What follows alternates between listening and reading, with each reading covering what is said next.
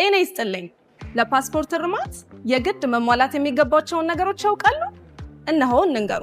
እርማቱ የፊደል፣ የትውልድ ስፍራ፣ የትውልድ ቀን እንዲሁም ደግሞ እርማቱ የፎቶ ከሆነ የግድ ማሟላት የሚገባው ነገር የመጀመሪያው ኦሪጂናል ፓስፖርት፣ ሁለተኛው የልደት የምስክር ወረቀት፣ ሶስተኛው ፎቶ፣ አራተኛ ፋይዳ ወይም ናሽናል አይዲ ናቸው። እንደገናም ደግሞ እርማቱ የስም ለውጥ ካለው የፍርድ ቤት ውሳኔን ጨምሮ ፓስፖርት ኦሪጂናል፣ ፎቶ እንዲሁም ናሽናል አይዲ ወይም ፋይዳዎትን መያዝ ይኖርቦታል።